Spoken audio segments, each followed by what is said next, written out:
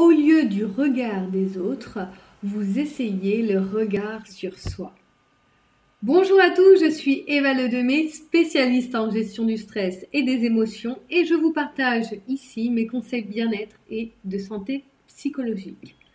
Le regard des autres fait partie des sujets les plus abordés en accompagnement.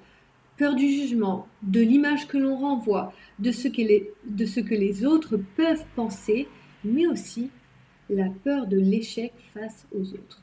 Du coup, je me suis demandé personnellement comment je fais pour ne pas me soucier de ce fameux regard des autres. Parce que je me suis rendu compte que, en fait, j'ai de quoi entretenir cette peur entre ma famille qui regarde ce que je fais sur les réseaux sociaux, les articles, les vidéos, les posts, les podcasts, mais aussi des anciens collègues ou des anciens amis d'école ou des amis tout court qui vont à mes lives ou à mes ateliers. Eh bien, j'ai aussi de quoi entretenir cette peur, ou en tout cas, j'ai une source qui est là. Donc, si j'ai envie d'avoir peur du regard des autres, j'ai de quoi faire. Mais mon métier et ma communication m'amènent, on va dire, à une vraie exposition à ce jugement. Pourtant, je me rends compte que je n'ai jamais eu autant de prise de distance sur ce que les gens pensent de moi. Du coup, je me suis demandé pourquoi. Et je suis arrivée à plusieurs conclusions que je vais vous partager ici. La première, parce que je fais les choses avant tout pour moi et non pour la réussite ou le fait de plaire. Je pense que ça, c'est un point primordial. Parce que je vais prendre réellement plaisir à aider à travers de mes accompagnements, de mes contenus. Et d'ailleurs, avant de le faire professionnellement, c'est quelque chose que je faisais aussi personnellement avec mes amis et mes collègues. Donc, je pense vraiment qu'à partir du moment où personnellement, j'ai l'impression d'avoir apporté du sourire ou du bien-être rien qu'à une personne, que ce soit que j'ai accompagné ou qui m'a lu ou écouté, pour moi, j'ai déjà réussi. Et de plus, il faut savoir que la réussite est vraiment subjective. Donc, il est vraiment important de définir votre propre réussite. Avant tout, qu'est-ce qui est pour vous la réussite, et ça va vous aider à faire face au regard des autres.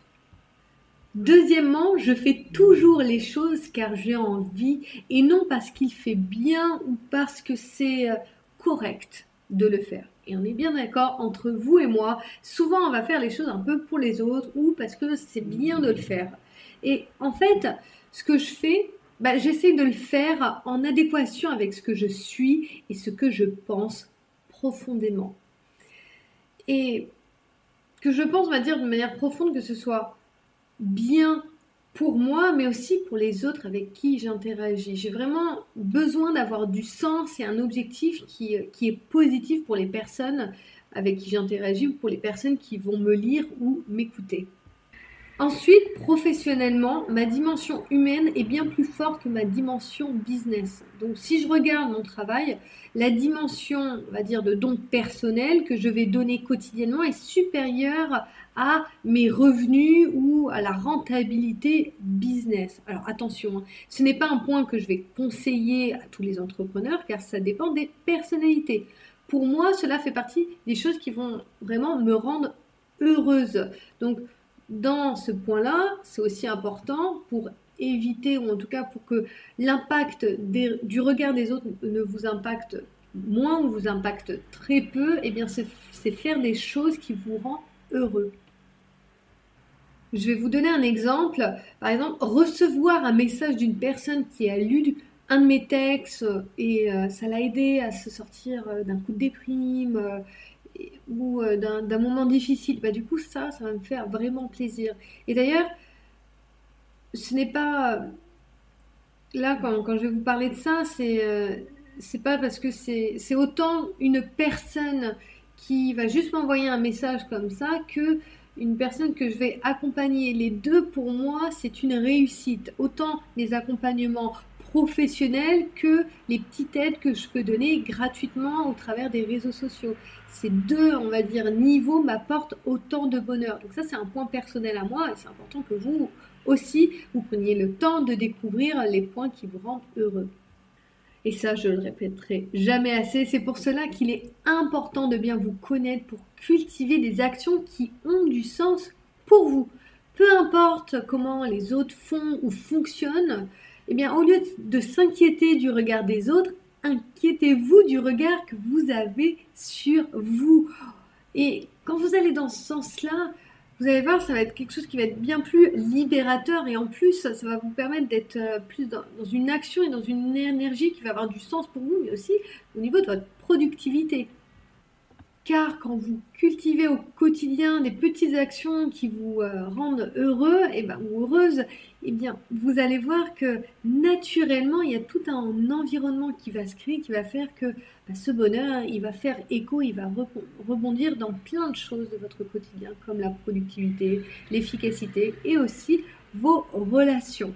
Alors, je le répète, au lieu de s'inquiéter du regard des autres, inquiétez-vous du regard que vous avez sur vous. Donc une des choses qui fait que le regard des autres n'a pas d'importance, c'est que je me sens bien dans ce que je fais. Le soir, quand je me couche, je suis satisfaite d'avoir fait une action, même minime, dans un objectif bienveillant, même si c'est au travers d'un message, d'un post ou de mon travail, d'une action dans mes relations ou d'une amélioration personnelle. Et ça, c'est une histoire entre moi et moi. Mais cette histoire a vraiment du sens car la vision que nous avons de nous-mêmes nous aide à dépasser les difficultés et à faire face aux doutes et aux incertitudes de la vie, car il y en aura. Eh bien, face à ces incertitudes ou face à la fin de ma vie, moi j'aimerais pouvoir me retourner et me dire j'ai fait de mon mieux avec bien sûr mes moments de faiblesse et mon humanité. Mais à faire de bon cœur et avec bon cœur, vous serez toujours gagnant à vos yeux et ça, à la fin de notre vie, c'est ce qu'il y aura de plus important. Merci à tous pour votre écoute, c'était vraiment à nouveau un bonheur de partager avec vous. Ce que je vous propose, c'est que si vous voulez avoir plus d'informations, d'articles, de posts, d'infographies, vous pouvez me suivre sur mes réseaux sociaux. Vous tapez Eva Ledemay sur Google, vous allez avoir mon site internet, mais aussi vous allez avoir mes podcasts sur Spotify, Deezer, sur YouTube. Vous allez me retrouver aussi sur Instagram, Facebook, LinkedIn, TikTok. Et je vous dis à bientôt.